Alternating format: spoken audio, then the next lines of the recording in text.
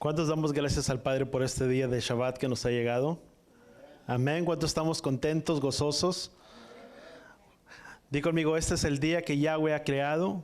Dice la palabra, por tanto nos gozaremos y nos regocijaremos en él. Sabes, este es un día para alegrarnos y para regocijarnos delante de su presencia. Dice la palabra, dice, mirar cuán bueno es habitar los hermanos juntos en armonía. Y eso es verdaderamente el motivo de nuestra reunión. Por lo que tú y yo estamos, por lo que tú y yo nos congregamos, es para darle la honra y la gloria a aquel que todo lo merece. ¿Cuántos damos gracias por eso? Amén. Bien, pero vamos al libro de Génesis y poder leer el libro de Génesis. Y voy a dar simplemente un repaso rápido de parte de lo que hablábamos, de lo que mirábamos la semana pasada. No entramos en parte de ello, pero quiero ir un poco rápido para poder terminar con este tema, ¿verdad? Y poder avanzar y continuar hacia adelante. Tú y yo estamos, siempre tú y yo hemos estado en una batalla, y parte de esto hablaba la semana pasada. Es una lucha constante en contra, dice la palabra de Génesis, que Él pondría en enemistad a la simiente, dice que a la simiente de la mujer, dice, a la simiente de ellos, dice que Él heriría en la cabeza, dice, y ella le iría en el carcañán, dice la palabra, o en el talón, en otras de las traducciones. Y si algo que vemos fue algo que verdaderamente sucedió con la venida, con el retorno del Mesías, cuando el Mesías vino, cuando Yeshua retornó, era necesario que el Mesías muriera también para que Él pudiera tener la victoria y al mismo tiempo tener la victoria, poder ser un pueblo victorioso por medio de Él, no por nuestras obras ni por méritos propios, sino por la obra redentora de Yeshua, el cual vino y pagó el precio de nuestros pecados y por medio de eso logró la redención eterna una vez y para siempre para nuestras vidas. Y lo importante es saber que tú y yo somos un pueblo escogido, pero que ciertamente dice la palabra, dice que habría una lucha constante. Y sabes, ese enemigo más grande que tú y yo tenemos, dice la palabra, que se llama Satanás. Dice la palabra, dice que Yeshua vino para que tuviéramos vida y para que la tuviéramos en abundancia. Mas sin embargo, dice la palabra que el ladrón ha venido solamente sino a robar, matar y destruir. La palabra en primera de Pedro dice que él anda como león rugiente buscando a quien devorar.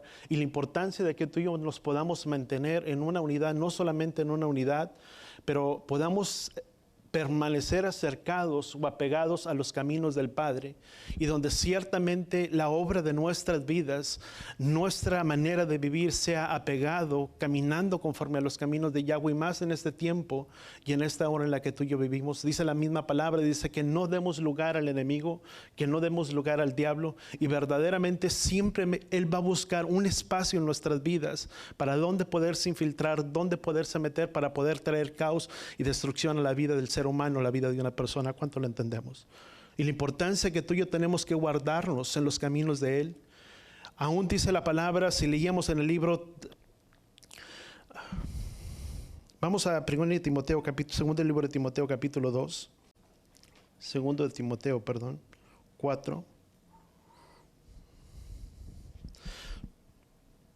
Dice versículo 1, dice, solamente te encargo, dice, en la presencia de Elohim, del Mesías, dice, que ha de juzgar a los vivos y a los muertos, dice, por su manifestación y por su reino, dice, predica la palabra, insiste en tiempo y fuera de tiempo, redarguye, reprende, dice, exhorta con mucha paciencia e instrucción, dice, porque vendrán tiempo cuando no soportarán la sana doctrina, sino que teniendo comezón de oídos acumularán maestros conforme a sus propios deseos, dice, se apartarán los oídos de la verdad y se volverán a mitos, dice, pero tú sé sobrio, dice, en todas las cosas, sufre penalidades, haz tu trabajo de evangelista y se cumple tu ministerio.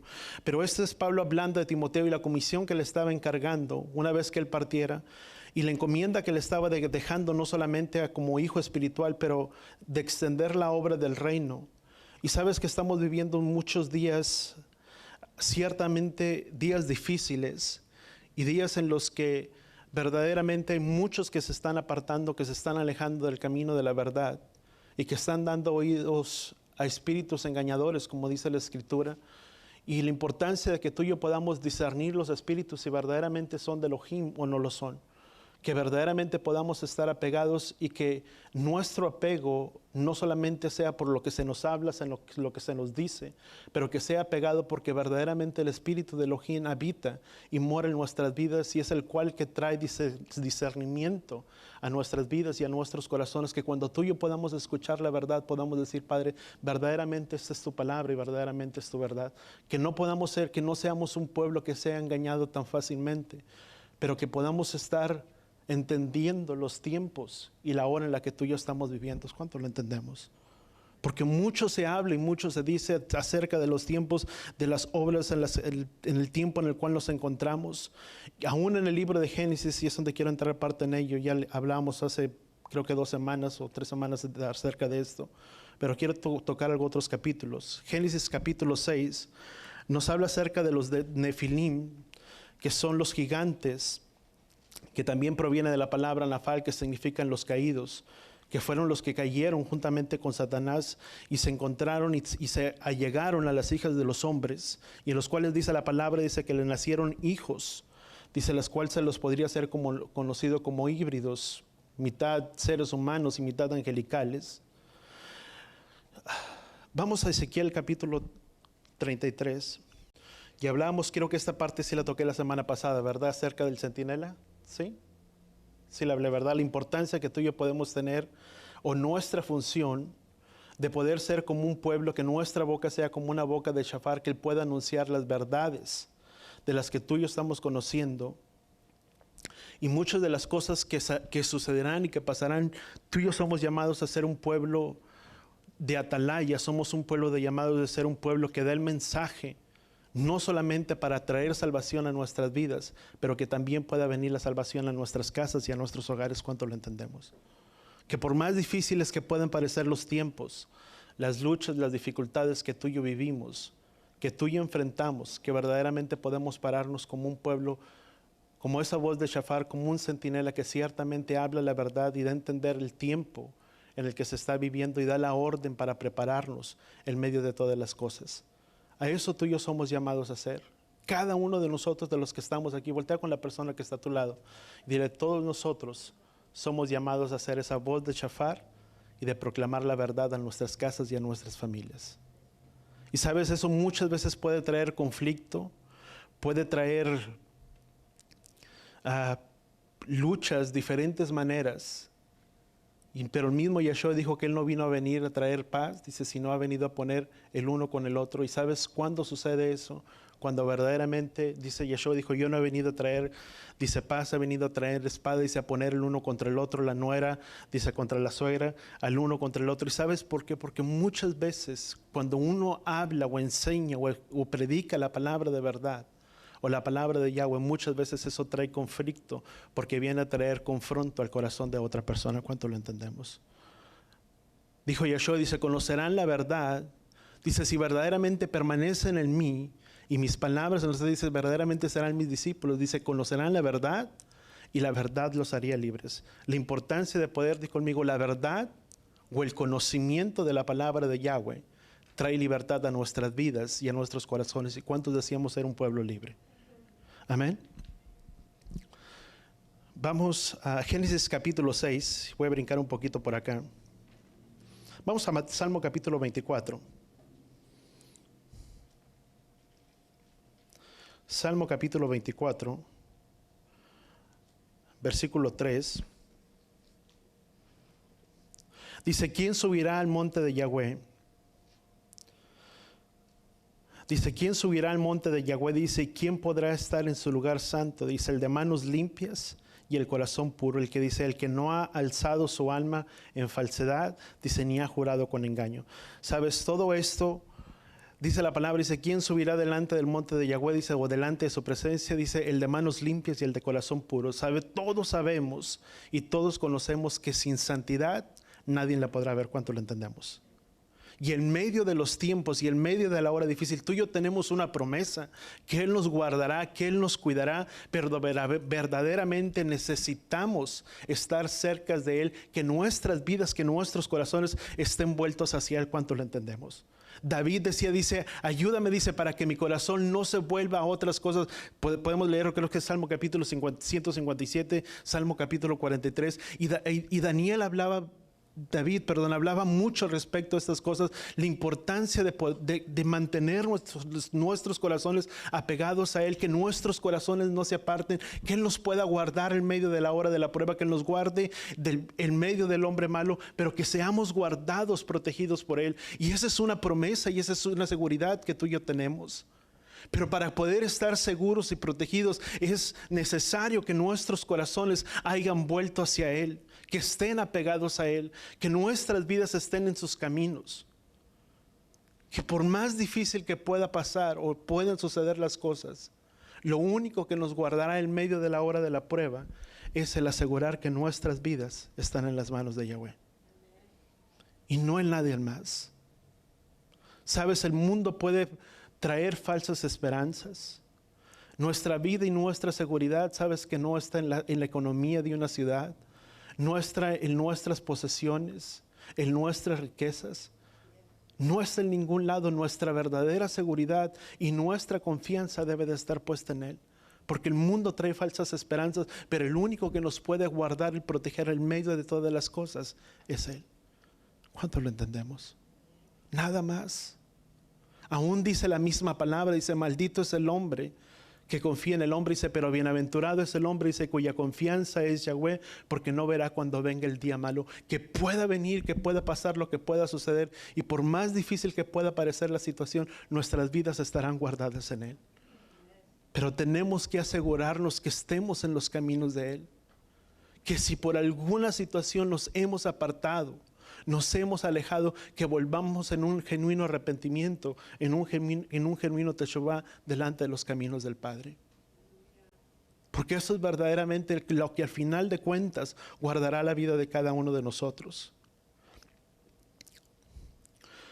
Déjenme ir a una cita que el Mesías aquí. Sí, se las leo. Dice la palabra, Mateo capítulo 5, versículo 8, dice, bienaventurados los limpios de corazón, dice, pues ellos verán a Elohim. ¿Qué decía Salmo capítulo 24?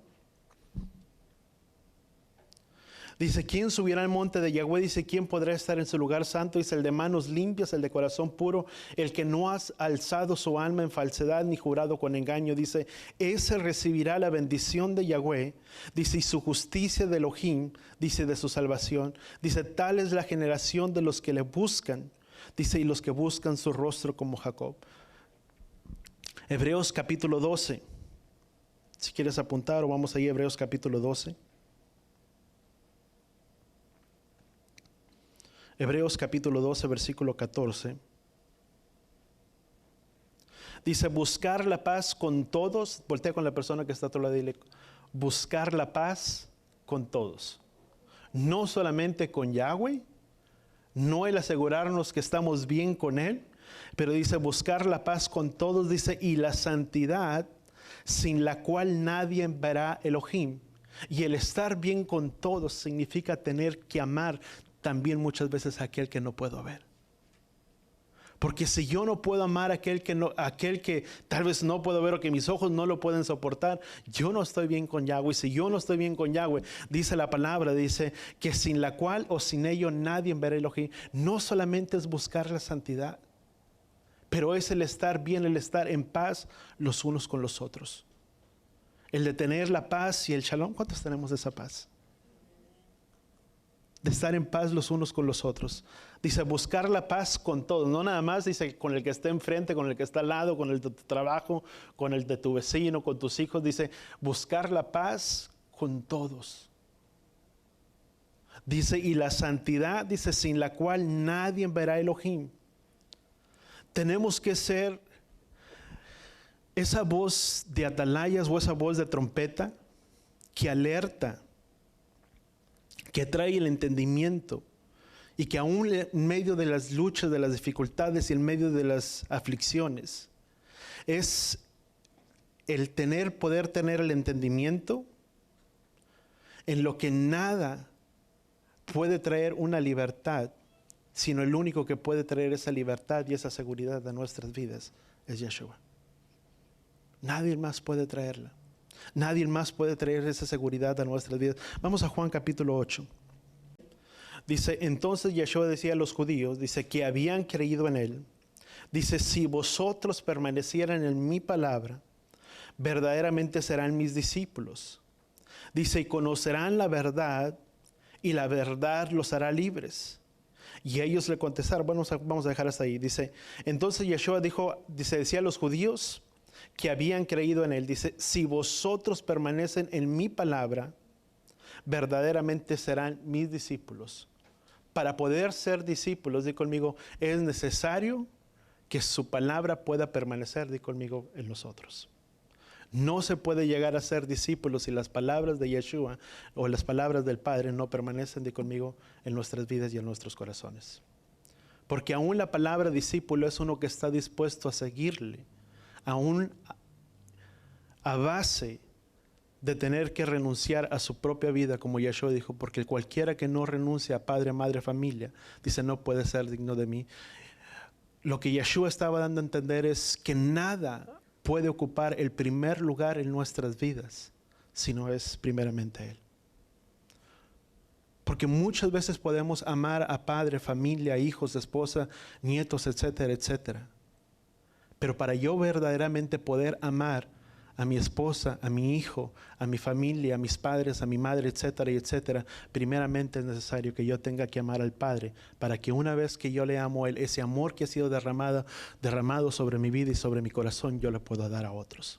Porque nadie puede dar algo que no tiene. ¿Cuánto lo entendemos?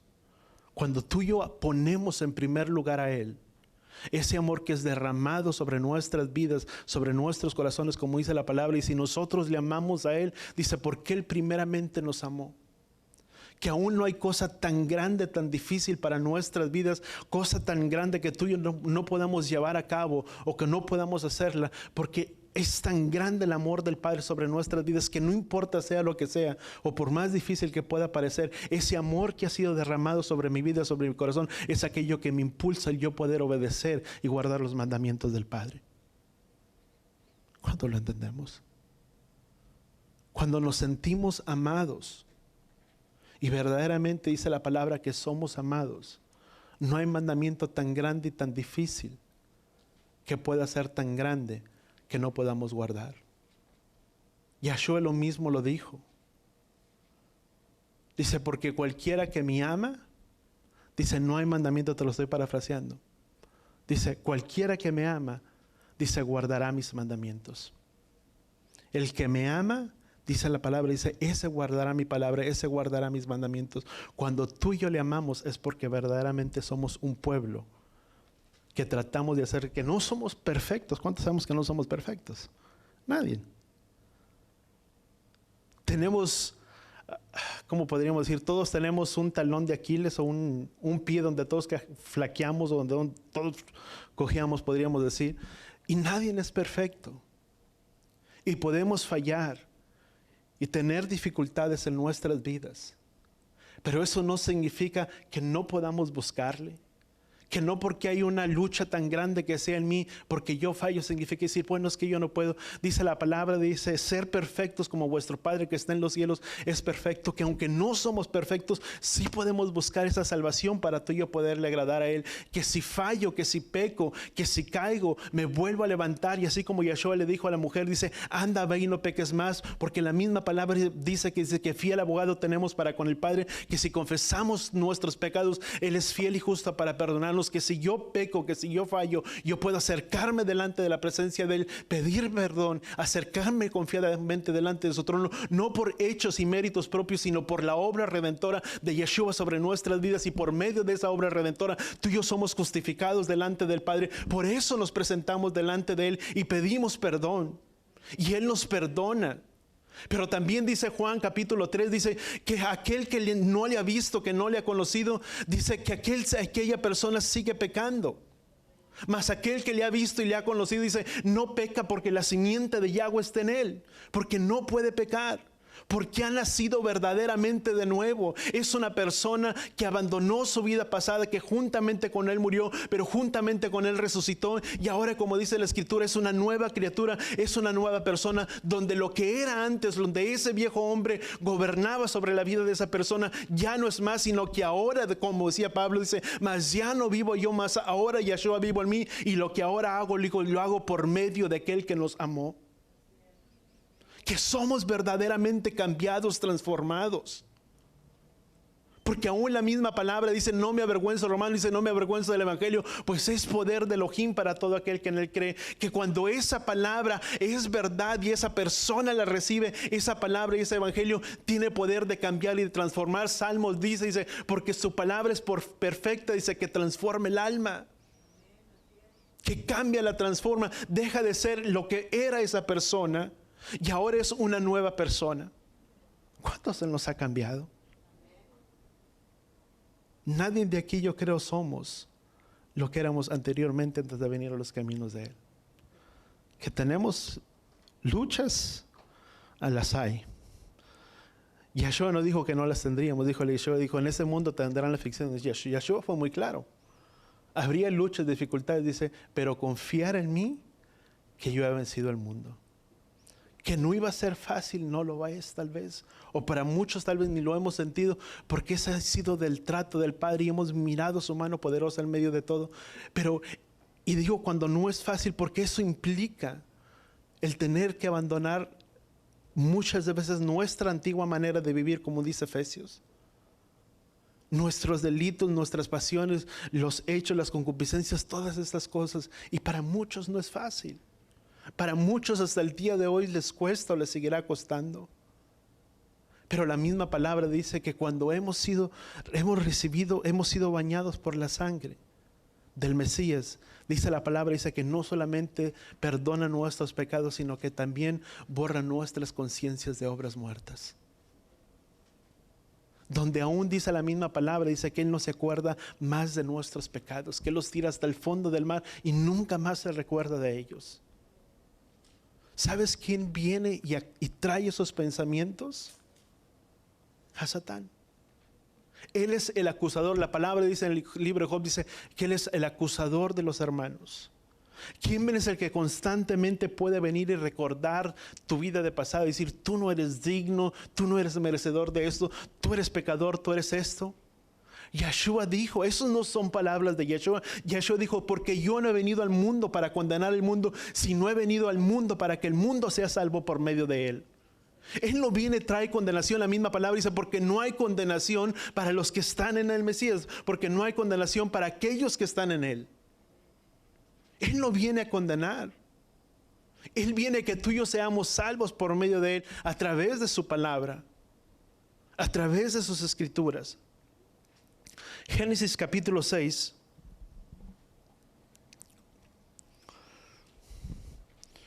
Bueno, 2 Timoteo capítulo 3, 16. Déjenme ir un poquito. Segundo libro de Timoteo capítulo 3.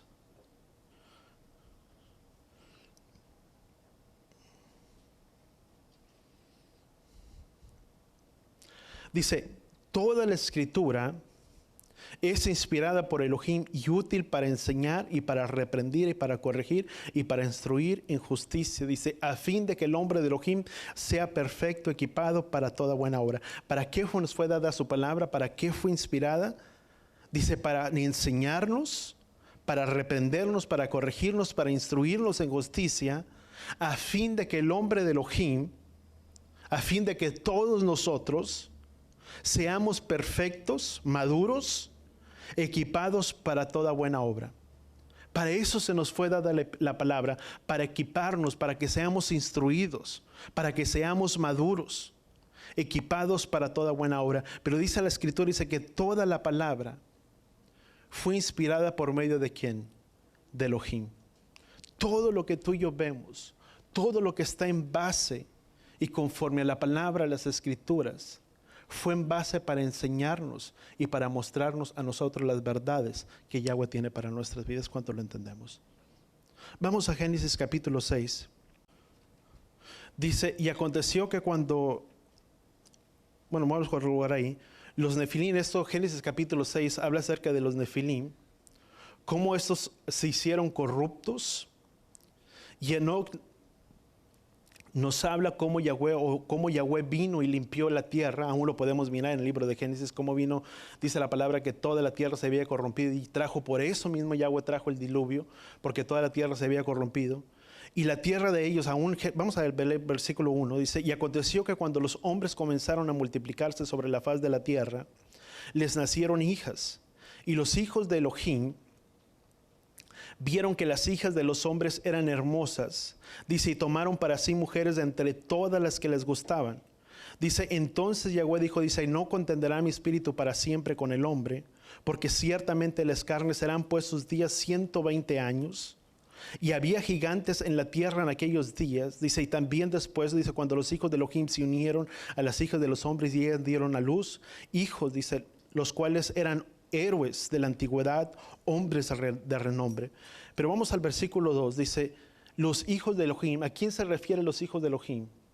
En la traducción hebrea, o en la traducción, si tú y yo vamos dentro de no la concordancia, pero dentro de la Biblia hebrea, la palabra cuando habla a los hijos de Elohim, algunas partes se refiere a los hijos de Elohim, pero en el hebreo, si tú miras escrito en el hebreo, dice Benei Elohim, que son los hijos de Elohim, que estos eran ángeles que cayeron juntamente con Satanás. Dice, y vieron que las hijas de los hombres eran hermosas y tomaron para sí mujeres de entre todas las que les gustaban. Entonces Yahweh dijo, dice, no contenderá mi espíritu para siempre con el hombre, pues ciertamente él es carne. Serán pues sus días, dice, 120 años. No es que muchos tienen, simplemente lo voy a tocar de paso, muchos dicen que esto se refiere al tiempo que se le fue asignado en edad de años al ser humano. Mas sin embargo, más adelante en el libro de los Salmos no habla acerca de la edad de 120 años. Habla, dice que sus más robustos 70, los 80, algo otros más años después de los 120. Muchos aseguran o asimilan que esta parte, cuando habla, dice, entonces Yahweh dijo, no contenderá mi espíritu para siempre con el hombre. Dice, porque ciertamente él es carne y se serán pues sus días 120 años. ¿Sabes que esto habla que sería el tiempo en el que serían encarcelados los espíritus? Y si hay tiempo yo creo que alcanzamos a entrar, que serían encarcelados después de un tiempo y serían puestos sobre la tierra, pero dice la misma palabra, dice que sería el tiempo de 120 años. No le dan en años, pero muchos hablan que estos 120 años habla de tiempos de jubileo. Simplemente es algo que dejo de paso. Son 120 años, ¿cada cuánto se lleva un jubileo? Cada 50 años. Recordemos que cada 50 años, dice, se llevaba ese tiempo de jubileo donde había una remisión de deudas, donde aquel que había perdido sus pertenencias o sus propiedades las volvía a recuperar. Y era una manera que Yahweh había establecido de esa forma. Pero ellos asimilan que era en tiempos de jubileos. Si eso es como muchos creen, o aún muchos eruditos, también rabinos, que hablan acerca de ellos, que es el tiempo de los jubileos, 120 por 50, ¿cuánto nos da? Di conmigo 6,000 años. Eso nos habla de un tiempo, en el tiempo de toda la creación, pero no solamente en el tiempo de la creación, pero también el día séptimo nos habla un tiempo del milenio. Un tiempo de reposo, podríamos llamarle de esa palabra. Ahora, bíblicamente, conforme al calendario hebreo, nos encontramos en el año 5780. Ahora, si eso lo encuentras en el año 5780, muchos eruditos rabínicos también creen que hay una gran discrepancia dentro de los días y que no son los 5780 o 5781, no sé si estamos en el 81 ya, pero no es en ese tiempo, sino que hay una discrepancia y pueden ser más tiempo. Ahora, si es más tiempo, eso estaría hablando que ya nos habla del tiempo, del final de todas las cosas, el tiempo de la creación, ciertamente en el tiempo cuando el Mesías podría venir y retornar. Simplemente lo dejo de paso, que yo miraba cuando ya hacía mis notas, mis apuntes. Pero la importancia de poderlo, vamos a retornar nuevamente a Génesis. Ahora, entonces Yahweh dijo, no contenderé mi espíritu para siempre con el hombre, dice, porque ciertamente las carnes serán pues sus días 120 años.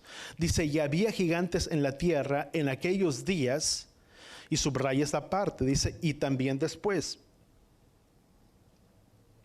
Dice, cuando los hijos de Elohim se unieron a las hijas de los hombres, dice, y ellas dieron a luz hijos, dice, y estos son los héroes de la antigüedad, hombres de renombre. Estos eran hombres que les nacieron, o gigantes que nacieron, que se les llama como hombres de renombre, hombres valientes, poderosos de la antigüedad, pero que ciertamente eran destructores en cierta manera, pero que ganaron fama o respeto a causa de lo que ellos imponían. Por eso se le conoce como héroes de renombre. Pero más sin embargo, si tú miras aquí en este libro de Génesis, ya no se habla más acerca de esos hombres de la antigüedad, esos hombres de renombre. Más que sin embargo hay fuentes, como está el libro de Enoc, que fue quitado de nuestras Biblias, que aún hasta el año dentro del Tanaj, en los escritos más antiguos, estaba el libro de Enoc, más tiempo después, antes de la edad del Mesías, antes de Yeshua, antes de que fueran canonizados, fueron quitados o fue quitado este libro de Enoc. Ahora es importante que Enoc habla o hace referencia de muchas citas, tanto de Pedro como de Judas, o que Pedro y Judas tomaron partes de fragmentos de esas escrituras del libro de Enoc y que están de cierta manera tal escrito como está escrito en el Nuevo Testamento, pero que en Mateo capítulo 8 hace referencia a un acontecimiento que pasó, que sucedió, que no lo vemos más dentro de las escrituras, más que hay una referencia escrita en el libro de Enoc. Y vuelvo a repetir, solamente estoy tomándolo como referencia, pero más que sin embargo nos puede hacer pensar que si los eruditos o los escritores como Pedro y Judas lo utilizaron, significa que es porque había parte, una base de verdad en lo que ellos hablaban o en los que ellos decían. ¿Cuántos lo entendemos? En los que ciertamente pudo haber sido, no pudo, creen que fue palabra inspirada también por Enoc, en los tiempos de Noé, que era bisabuelo de Noé. Pero vamos a continuar. Entonces los Nefilim, cómo estos se hicieron corruptos. Enoc habla de cómo Yahweh limpió la tierra y trajo el diluvio. Los gigantes, los que produjeron esa relación con los humanos, produjeron gigantes. Una clave, dice la palabra, dice que había gigantes en ese tiempo, pero también después. Fueron hombres destructores, sanguinarios, y es más, se cree que fueron perdiendo la fuerza. Y debido a que la fuerza de ellos fue perdiéndose, el ADN también en sus cuerpos fue perdiendo. O sea, ya no eran las mismas personas de semejante estatura, sino que a medida que el ADN en ellos fue disminuyendo, en la sangre de ellos iban siendo menores. Pero simplemente es algo que simplemente te lo dejo, es algo que yo miraba. Dice que eran hombres de renombre, hombres bárbaros, sanguinarios, porque en el libro de Enoc habla o se refiere respecto a ellos. Dice, son capítulos cortos, te voy a leer capítulo 1 y capítulo 2, voy a traer un poco por el tiempo. Dice, palabras de bendición de Enoc con las que bendice a los elegidos y justos que vivirán en el día de la tribulación. Y esto no lo escribió para los hombres de aquel entonces, Enoc, sino dice la palabra que lo fue escrito a los elegidos y justos que vivirían en el día de la tribulación. Dice, en que todos los malvados e impíos serán eliminados. Dice, él elevó su oráculo y dijo, Enoc, hombre justo a quien Elohim abrió los ojos, tuvo la visión del santo de los cielos, en la cual vigilantes mostraron todo y ellos escuché de todo. Y gracias a ellos comprendí todo lo que vi. Dice, pero no para esta generación, sino para una generación lejana que está por venir. ¿Para cuántos toma confianza esta escritura? Que no fue escrito para en ese tiempo, sino dice el libro de Enoc, dice para las generaciones futuras. ¿Cuáles son esas generaciones futuras? Todos nosotros. Aún nadie de nosotros sabe con la seguridad o con exactitud cuándo será la venida y el retorno del Mesías, pero es importante que tú y yo podamos entender. Dice, y gracias comprendí que no era para esta generación, sino para una generación lejana que está por venir. Habló acerca de los elegidos y cerca de ellos pronunció mi parábola. El único gran santo, Yahweh, dice, vendrá desde su morada. El Elohim eterno recorrerá la tierra y aparecerá con su gran ejército. Incluso sobre el monte Sinaí, dice, aparecerá, dice, con toda su fuerza. Esto es algo que tú y yo vemos en las Escrituras. Dice, aparecerá con toda su fuerza, dice, de su poder desde el cielo de los cielos, dice, y en medio de, dice, sobrecogerá a todos y todos los vigilantes temblarán. Y un gran temor, dice, estremecimiento se apoderará de ellos hasta los fines de la tierra. Las montañas se moverán, las altas colinas se aplanarán, dice, y se fundirán como la cera ante la llama, dice, y la tierra. Fíjate, eso es cuánto nos recordamos de las Escrituras de Mateo capítulo 24. Dice, y la tierra será totalmente dividida, dice, todo el que esté sobre la tierra perecerá, dice, y habrá juicio sobre todos los hombres. Sin embargo, con los justos él hará la paz y protegerá a los elegidos, y la misericordia será con ellos. Dice, y todos permanecerán, dice, pertenecerán a Elohim, y todos serán prosperados, y todos serán bendecidos. Dice, y para ellos brindará la luz de Elohim, y hará la paz con ellos. Miren que vienen 10,000 de sus santos para ejecutar el juicio sobre todos y aniquilar a los impíos, y castigará a toda carne, dice, para que las obras de perversas de impiedad, dice, que han cometido, y por todas sus palabras altaneras y duras, dice, que los impíos pecadores han pronunciado en contra de él. Dice, mire, fíjate, vamos a guardar una parte aquí, vamos al libro de Judas. Fíjate cómo habla al respecto Judas acerca de esta cita. Judas capítulo 6, digo versículo 6, recordamos que no solamente es un capítulo. ¿Estamos ahí? Judas, 14, versículo 14. ¿Estamos ahí? Mira lo que dice, de estos también profetizó Enoc en la 7ª generación desde Adán, diciendo, he aquí Yahweh, dice, vino con muchos de sus millares de los santos. ¿Qué estaba leyendo Enoc? Dice que él vendría con muchos millares, dice, de los santos, dice, diciendo, aquí Yahweh vino con muchos millares de sus santos, dice, para ejecutar juicios sobre todos. Dice, y para condenar a todos los impíos de todas sus obras de impiedad, dice, que han hecho impíamente, dice, y todas las cosas ofensivas que los pecadores impíos dijeron en contra de él. Lo mismo citó Enoc, o lo que estaba escrito en Enoc. Dice, estos murmuradores, quejumbrosos, dice, que andan tras sus propias pasiones, hablan con arrogancia, adulando a la gente para obtener beneficio. Capítulo 2 de Enoc. Lo voy a leer, está corto. Dice, miren todas las cosas que ocurren en el cielo, y cómo las luminarias del cielo no cambian su órbita, y cómo todas nacen y se ponen en orden, cada una de su estación, dice, y no desobedecen su orden establecido. Dicen, miren la tierra y presten atención a las cosas que suceden en ella, desde el principio hasta el fin. Miren los estables, dice, que son las cosas, y cómo ninguna cosa sobre la tierra cambia. Dice, cómo todas las obras de Elohim son visibles para ustedes. Miren el verano y el invierno, y cómo la tierra entera, se llena de agua, y cómo las nubes rocían la lluvia, dice la palabra, sobre ellos. ¿Sabes que hay una gran batalla? Y cuando hablamos acerca de esa gran batalla, es de un conflicto en medio de todo, o del único, y que el único rescate en medio de todo el conflicto, el único rescate para el ser humano, o para las personas, el único rescate es Él. Nadie más. Y eso es para que tú y yo podamos cobrar ánimo, podamos comprar confianza.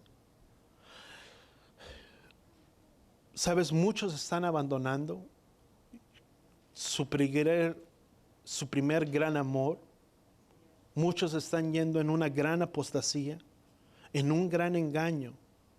Y sabes, la única manera de no caer en ese engaño es que tengamos un corazón humilde delante del Padre.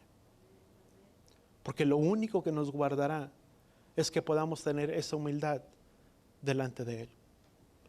Dice la palabra, dice que al soberbio Él lo mira de lejos, pero al humilde, al quebrantado de corazón, dice, el de corazón contrito y humillado, dice la palabra, que Yahweh nunca despreciará. Que ese corazón humilde es una persona que aprende a reconocer sus propias fallas y sus propios errores sin inculpar y sin echar la culpa a nadie más. que cuando peca, desobedece y falla, no dice fue culpa de tal, no fue culpa de este, sino que aún como decía David, dice, aún en prejuicio, en daño mío, yo juro que no importa cuáles sean las consecuencias de mis hechos, de mis acciones, pero yo soy responsable de ello, que cuando esa persona reconoce su falta delante de Yahweh, Yahweh es fiel y justo para perdonar los pecados de esa persona, que Yahweh, lejos de mirarlo de lejos y hacerlo para un lado, dice la palabra, dice que David tenía un corazón conforme el de Yahweh. Si tú puedes mirar la vida, la condición de Saúl en un paralelismo o en una manera paralela y la vida de David, tú puedes mirar las cosas que Saúl hizo, pero tú puedes mirar las cosas que David hizo, y tú en cierta manera puedes decir, bueno, pero fueron mayores cosas las cosas que David hizo. Mas sin embargo dice la escritura que David tenía un corazón conforme al corazón de Yahweh. ¿Y sabes por qué? Porque aún cuando venía el confronto a la vida de David, David no se negaba, David se quebrantaba delante de la presencia de Yahweh. Cuando pecó y mandó Urías Eteo delante de la batalla, y vemos ese salmo, y David dice, no apartes de mí tu Santo Espíritu, dice, porque tu mano está tan sobrepesada sobre mí. Dice, devuélveme el gozo de mi salvación, para que pueda dar a los perdidos, dice, y se conviertan a ti. Que David podía reconocer y sabía lo que estaba mal, pero delante de los ojos de Yahweh reconocía su falta, reconocía su pecado. No como la vida de Saúl, que cuando vino el profeta y le decía, Saúl, ¿qué es lo que hiciste? Cuando mandó el profeta para que levantara un sacrificio y que esperara que el profeta Samuel descendiera, y como miró Saúl que no descendía Samuel, el pueblo lo apremiaba y lo empujaba. ¿Y qué es lo que terminó haciendo Saúl? Levantó el incienso o el sacrificio, y cuando vino el profeta Samuel, que le dijo, Saúl, ¿qué has hecho? Dijo, como vi que tú no venías y el pueblo desistía, dice, yo lo hice. Que cuando lo mandó a la guerra y le dijo que no tomara nada de las posesiones del pueblo enemigo, y le dijo, no lo harás. Mas sin embargo fue Saúl y tuvieron la conquista y regresaron, y el profeta le dice, ¿qué es aquello que yo escucho? ¿Qué es aquello que yo oigo? Porque se escuchaban como un cencerro donde venían, cuando Yahweh mismo le había dicho que no perdonarían nada, ni el ganado ni todas las posesiones. Mas sin embargo, ¿qué es lo que hizo Saúl? Se hizo como si él no tenía la culpa, y los que tuvieron la culpa fueron los demás. No era un hombre que reconocía sus fallas. Por eso lo más importante, o aquello que nos guardará en medio de las luchas o en medio de todo el conflicto que se pueda levantar, di conmigo, es tener un corazón humilde delante de la presencia de Él. Poder reconocer nuestras fallas. Sabes, estos ejércitos o estos nefilim, como se le pudiera llamar, ya están en la tierra. Están obrando como en días pasados, operando. Déjame pegarme los apuntes para no desviarme. Y muchos están siendo engañados, aún de los propios santos, de los escogidos. Y estos nefilim o estos espíritus malignos fueron destruidos, dice la palabra en el libro de Enoc. Y esos, dice la misma palabra, que esos no podrán retornar al cielo, sino que permanecerían en la tierra. Cuando estos nefilim, cuando vino el diluvio, dice la palabra, dice que hubo gigantes en ese tiempo, pero después también de ellos. Y dice la palabra que fueron destruidos, mas sin embargo también dice que resurgieron tiempo después, porque había gigantes después de esos días. Y sabes, esos espíritus engañadores son demonios que están operando y que están obrando aún en esta hora. Aún en medio de las agendas de tantas cosas que tú y yo podemos mirar, o que tal vez ya hemos oído, ya están operando, ya están obrando, y todas con el fin y con el propósito de engañar al pueblo de Él. Y tú y yo tenemos que ser sabios. Aún dice la misma palabra, dice que nosotros conocemos las maquinaciones del enemigo. Tal vez pudieras pudiéramos parecer, yo también cuando miraba, puede parecer algo como de tanta ciencia ficción, pero que no es alejado de una realidad. Porque aún muchos escritos del Nuevo Testamento dan aval a esas escrituras, como Judas, que tú y yo le hemos citado cita por cita, como está en el libro de Enoc. Y que aún la misma palabra dice que fueron inspiradas. Y toda la palabra inspirada es útil para enseñar y para instruir, para que tú y yo podamos conocer las cosas, para que no seamos engañados, como muchos de ellos lo fueron. Por eso dice la Escritura, dice que tú y yo desconocemos las obras o las maquinaciones de Satanás. Cuando tú y yo conocemos cómo opera, cómo obra el enemigo, tú y yo no seremos engañados en medio de todo el conflicto. Para que tú puedas tener la victoria, o en medio de una batalla, para que un pueblo pudiera obtener la victoria o la ventaja sobre el enemigo, era necesario que el pueblo pudiera conocer la estrategia del pueblo enemigo. Porque una vez que podía conocer la estrategia del pueblo enemigo, podía conocer cuáles eran sus movimientos para siempre ir un paso al frente de ellos. Cuando tú y yo conocemos cómo opera el enemigo, tú y yo siempre iremos un paso más adelante para que tú y yo no seamos engañados cuando lo entendemos. Porque es tan sutil. Es sutil. Aún la misma Escritura dice que nuestra lucha no es contra carne ni sangre, sino contra principados, potestades y huestes en lugares celestes. Y sabes que en medio de todo, la arma más grande y la más poderosa que tú y yo tenemos, no son las armas naturales. Di conmigo, es esta palabra. La oración, la intercesión. Esta Escritura, voltea con la persona que está a tu lado y dile, es el arma más grande que tú y yo tenemos para poder hacer frente al enemigo.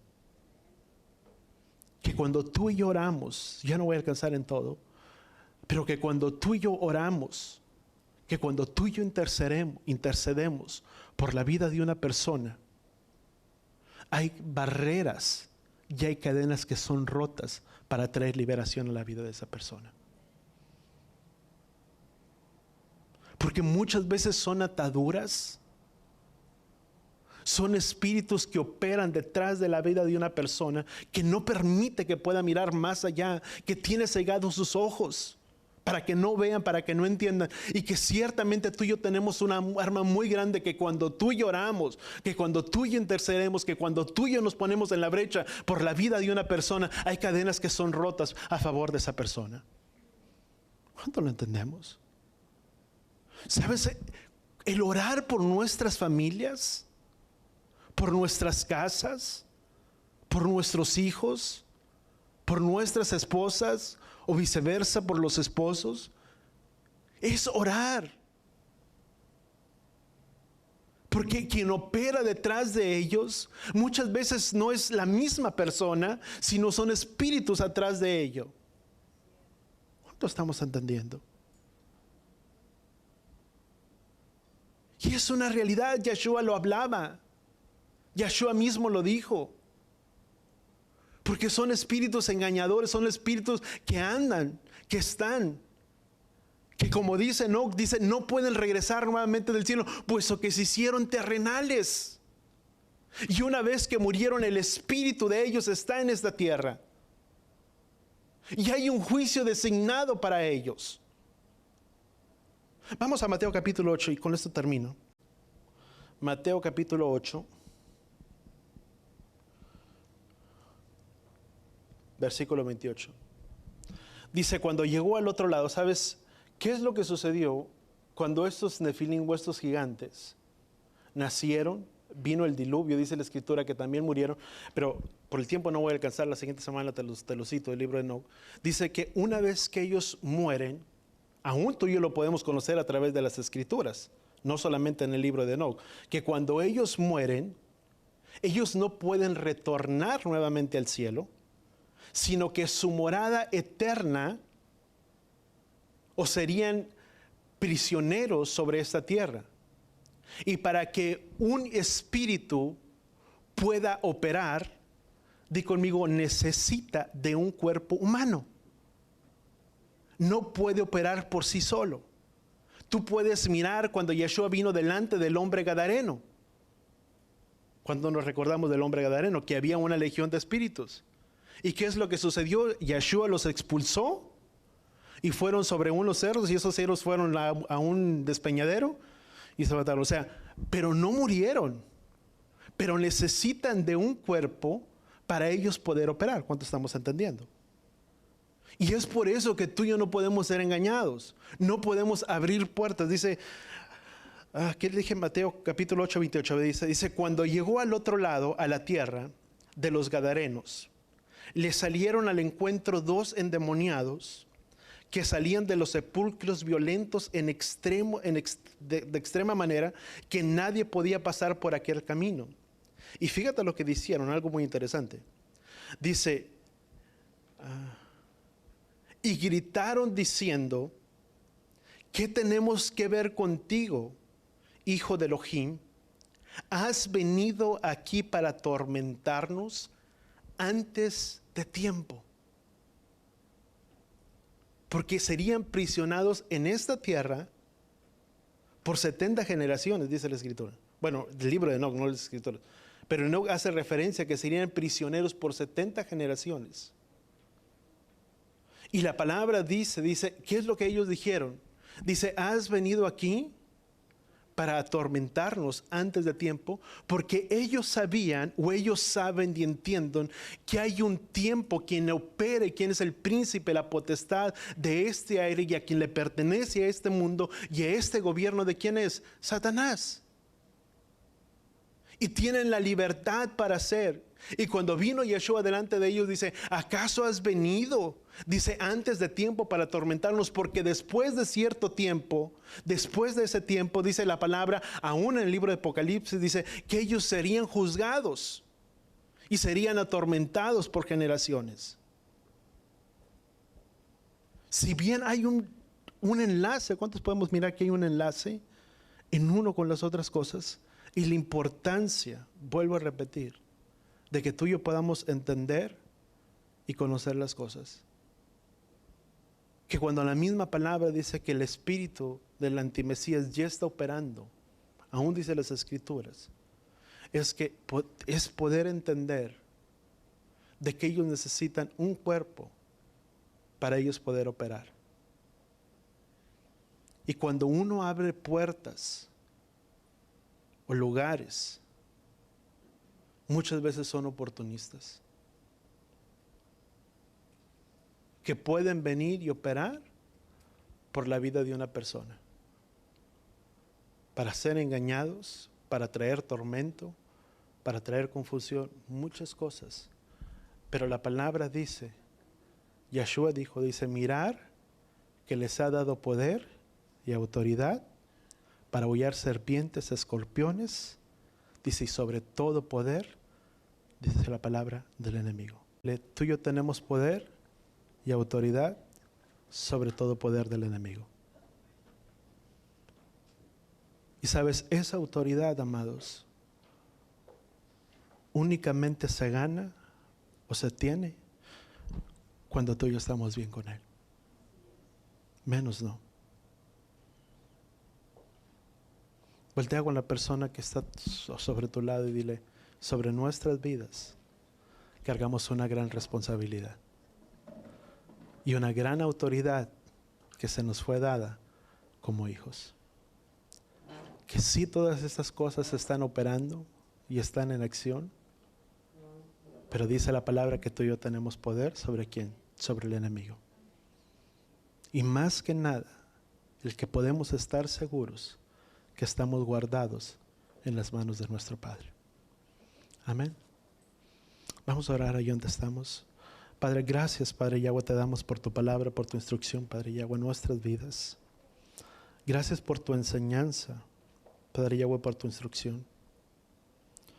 Que si bien, Padre Yahweh, tal vez hemos escuchado cosas, muchos, Padre Yahweh, de los que están aquí, han oído cosas que tal vez no las hacíamos una realidad.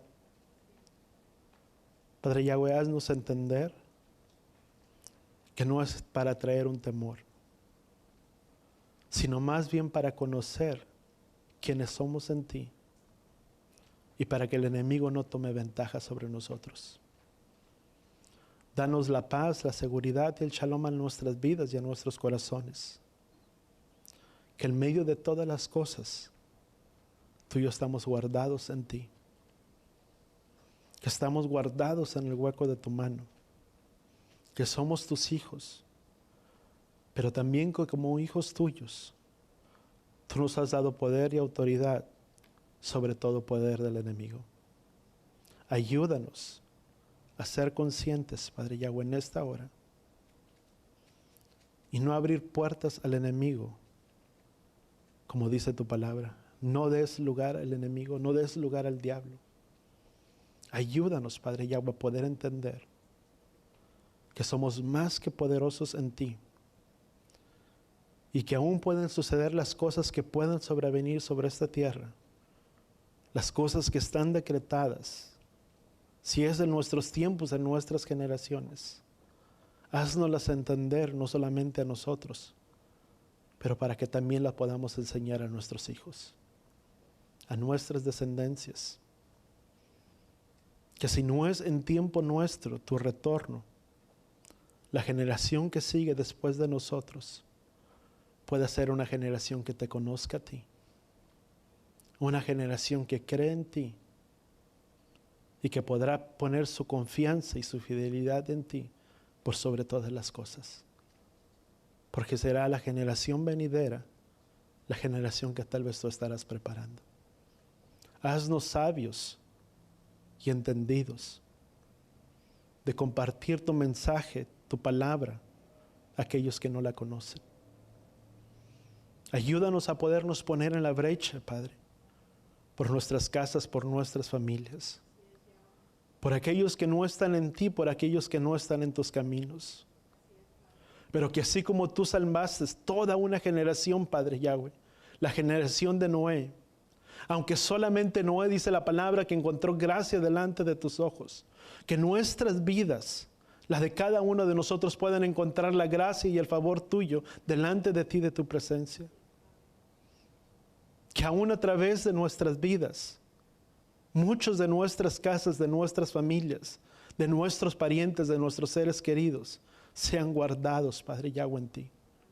Por tu gracia, por tu bondad y por tu misericordia. Que les muestres también tu camino y por la senda donde deben de andar.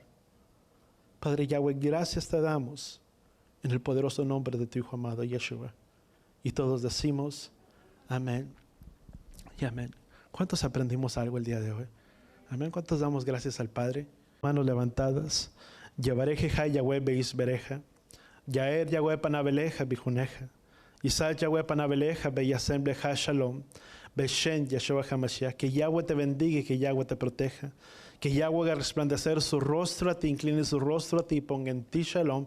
En el nombre de Yeshua. Y todos decimos amén y amén.